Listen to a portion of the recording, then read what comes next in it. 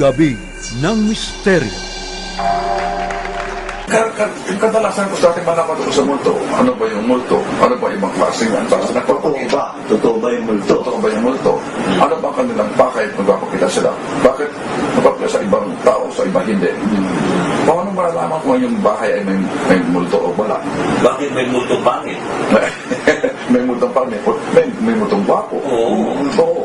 So, ano ba itsura ng mga multo? Bakit kumisari parang siya? Kumisari very solid? Di ba? Kumisari bakit walang ulo? Di ba? Pinaka-importante na matutunan natin ang isang paraan para tayo makakonect to the spirit. And the only way for us to do that is to do extrasensory perception. Yes. Hindi natin pwede marating yung antas na yon kung hindi tayo magdadaan sa proseso ng beyond our normal five sensory perception. Kinakailangan dumaan tayo doon sa extra sense. And from that point on, you can communicate with other dimensional beings. Hindi lamang sa mga problema dito sa ating mundo, kundi mas malalim pa ron ang mararating natin. Sir, pero si Sir Jimmy has been smiling all the time. Nakaupo siya sa tabi mo sa may left side. Naka-dekwatro, oo. Ba, meron kang invisible na upuan na Sir Jimmy? Wow, ang galing talaga. Ano? Oo, pero totoo yung sabi ni Brother Jay. Talagang lumalabas yung light from his original shape. Wow. Talagang makikita Saka mo. parang mas bata siya ngayon tingnan. So full of joy and happiness, Sir Ayan. Jimmy. Lahat yan na discover ko or naintindihan ko dahil sa pagtuturo ni Sir Jimmy. And in fact, I attended all of his classes and at some point I thought tuturo din ako ng mga klase niya. Pero ang nangyari, nagkaroon ako ng ibang trabaho sa ibang company. So Hindi ka para yun, doon. I saw less of him. But yeah, I owe him a lot, no, in Yes. understanding my life and what where I'm supposed to go in terms of the spiritual work that I do. Yung akin pong exposure sa Inner Mind Development Institute at ang una ko pong course na kinuha yung ESP at doon po na-discover ang aking healing talents at ito nga pong si Sir Jimmy ay parang talent scout ko at na-introduce po ako sa healing sa world, sa market of healing dahil doon lahat ng senses ko na-develop sa kanyang institute.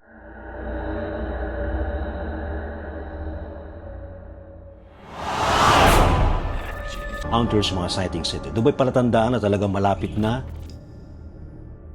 mga experience o meron kayong sightings ng mga UFO? Higher beings, especially to the universe you call God. Innumerable company of angels beyond human comprehension.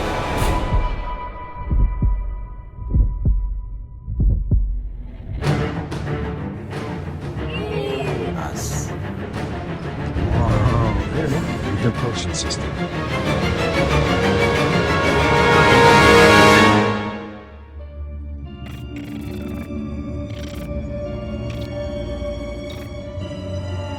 Gabi ng Misteryo. Yung kapirasong interview natin, actually part lang to nung interview natin kay Sir Jimmy. RHTV yung tungkol sa sa ESP, yung kahalagahan ng extrasensory perception. Pakisalang RHTV. Benefit yan.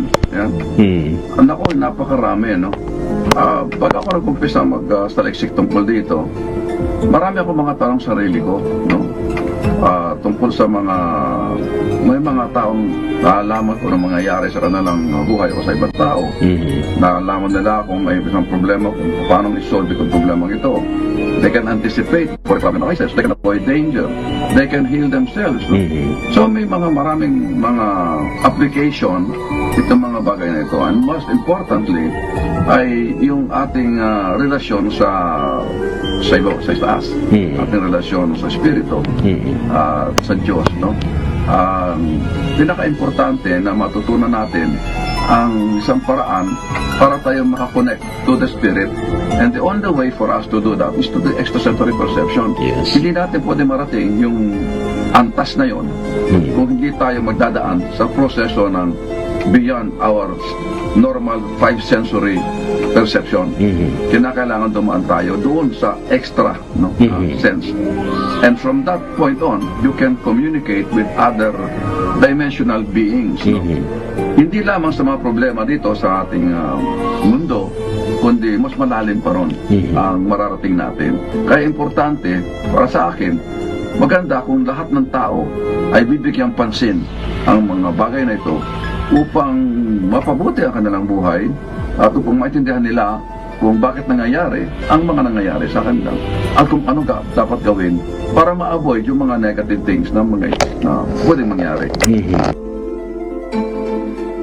So napakahalaga yun, no? Yung ESP. Actually, we have to enhance yung ating extrasensory perception. Meron tayong senses, 5 senses physically. We also have many senses spiritually, yun ang pinapaliwanag ni Sir Jimmy. And of course, kapag na-practice natin yon, masesense natin yung mga beings sa paligid, tulad ng binabanggit niya, lalo na yung mga multo. ito iparinig natin yung RHTV, yung kanya explanation about ghosts. Kadalasan ko sa ating malaman sa multo, ano ba yung multo? Ano ba ibang klase yan? Totoo ba yung multo? Totoo ba yung multo? Ano ba kanilang bakit magpapakita sila? Bakit magpapakita sa ibang tao, sa iba hindi? Paano malalaman kung yung bahay ay may multo o wala? Bakit may multo pangit? May multong pangit? May multong gwapo? Oo. So, ano ba itsura ng mga multo? Bakit kumisan ay parang siya? Kumisan very solid? Di ba? Kumisan bakit walang ulo? Di ba? Ay, yung mga ganang tanong. At saka, saan ba nakikita yan? Doon naman sa tulad ng bahay? Hindi. On the air. Meron akong isang karanasan. Galing ako sa Amerika yata kung galing nun I was on a 747 plane of an airline. Nakilala ko nitong mga flight attendants. Sabi sila, can you come with us to sa aming quarters? Quarters, natulugan. Bakit to? Sabi ko, basta gusto ko nang sumama kayo. So napunta naman ako nung sumama ko. Akit kami ng konti. Meron siyang small room where there are cots. Yung mga, so where they sleep to rest. Yung mga stewards ko doon. Pagpasok ko, hindi ako makahinga. Hindi ako makahinga. Lumpas ako agad. So, paano nangyari dito? Meron daw isang steward na matay. And those people who were a lot of flight attendants na pagpapahinga, hindi sila magpapahinga dahil nararamdaman silang may presence. Sa aeroplano ito, at they wanted to know kung talaga ng imagination na nila ito o totoo. Sabi ko, ayun yan naman ang kapag na-enhance mo yung senses mo, mararamdaman mo sila at may pagkakataon na makikita mo sila. Ayan na. Ma'am Jo, tama yung binabanggit ni Professor Jimmy, talagang magiging mas sensitive tayo sa energies kapag nasa higher frequencies tayo. Pero depende rin to, kapag nasa lower frequency ka kasi, although very sensitive ka, ang masesense mo yung mga low vibrational beings. Ano ho? Ma'am Jo? Wala kang audio, Ma'am Jo. Yung akin pong exposure sa Inner Mind Development Institute at ang una ko pong course na kinuha yung ESP at doon po na-discover ang aking healing talents at ito nga pong si Sir Jimmy ay parang talent scout ko at na-introduce po ako sa healing sa world, sa market of healing dahil doon lahat ng senses ko na-develop sa kanyang institute. Tama yan, ang ating mga extra senses ay siya po ang mga binigay na tools ng ating soul para masaliksik kung ano pa ang ating dapat na aralin. Lalo na po yung ating paningin, yung ating pong being a medium, kasi doon bumababa diretso po yung mga divine messages sa atin.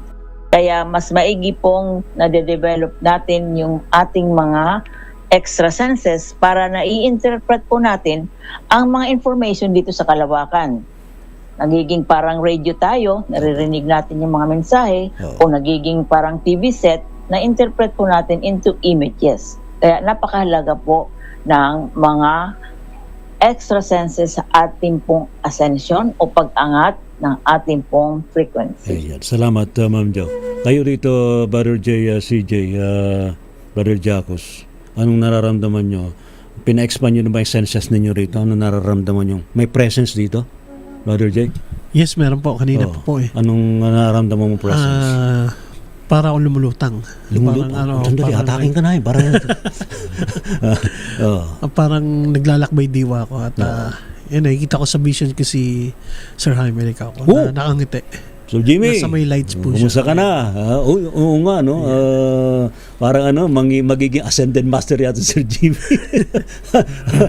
Ikaw ba, Brother Sir, ano bang feeling? Parang meron pong small voice or whispered na please continue what I've started and all of my study was not in vain. Nagbunga ang lahat. Yun po, ganun po yung merong message na ganun. Telepath ka pala, no? Daling masagat ng telepathy. Actually, tinuturo ni Professor Jimmy yan eh. How to activate your ability to receive and to send telepathic messages. Di ba, Sir Jimmy? O, di ba? Nakangiti tuloy siya. Yes, nandyan daw sa left side mo. Nakikita ko nga. Kita ko siya sa inner eye ko eh.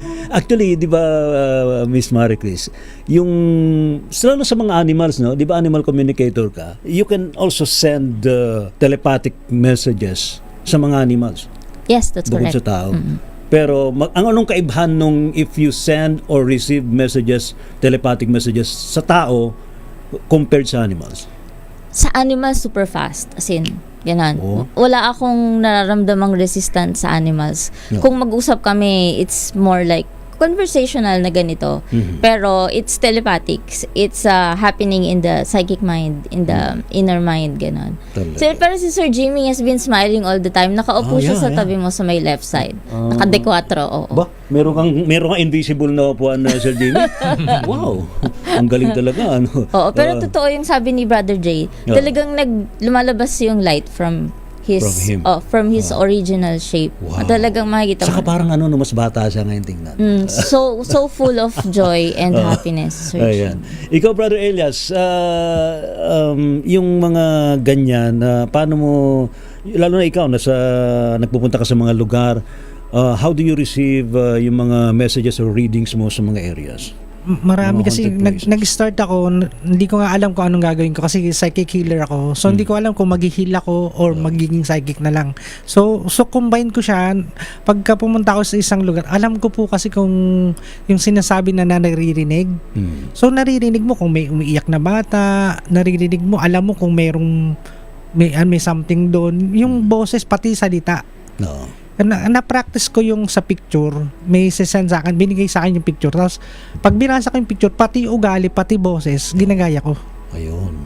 So sabi ko sabi ng asawa mo ganito, ganito siya magsalita, galit, okay, so nasasagap mo yung energies na yun. So ini-interpret mo yun. Pero sinasabi ko, ganito siya magsalita.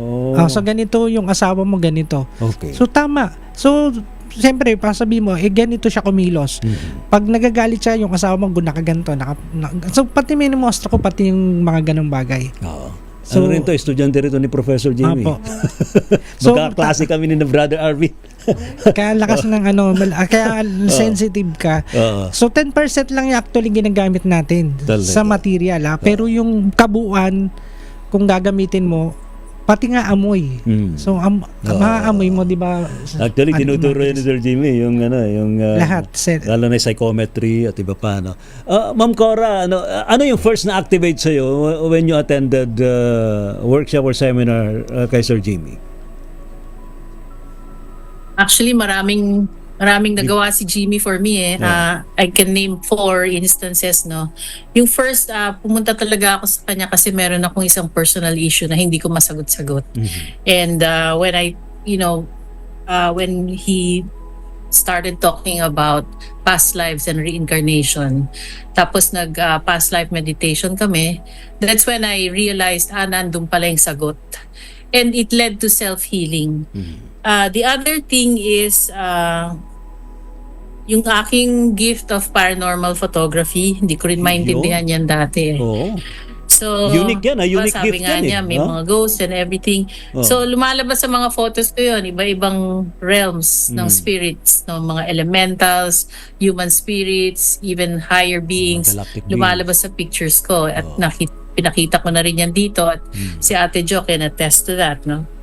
And the third is yung psychic attack, no? I've always been subjected to psychic attacks, and that's actually how I met Ate Jo, no?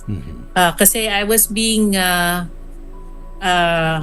is this, called to do self-healing at saka healing of others.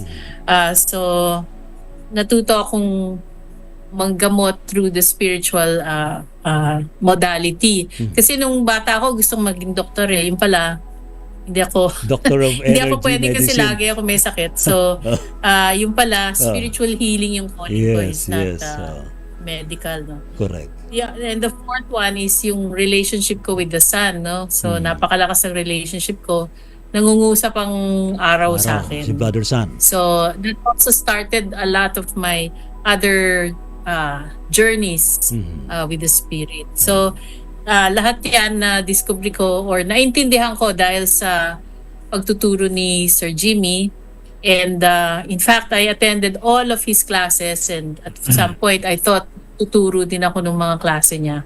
Pero ang nangyari, nagkaroon ako ng ibang trabaho sa ibang company. So hindi ka para yun, doon. I saw less of him. But yeah, I owe him a lot, no? In understanding my life and what where I'm supposed to go in terms of the spiritual work that I do.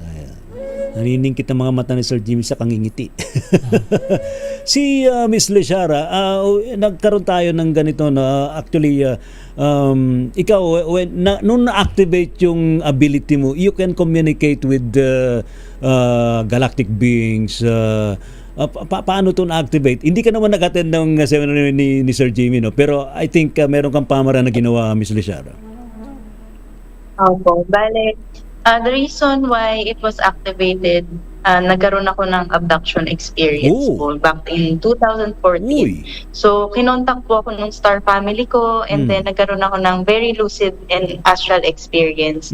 And then, nagising na lang ako na merong mark nung constellation dito sa thigh ko na naglast siya ng mga 2 weeks. And nung nag-research ako, pinpricks yung tawag sa kanya, pinpricks.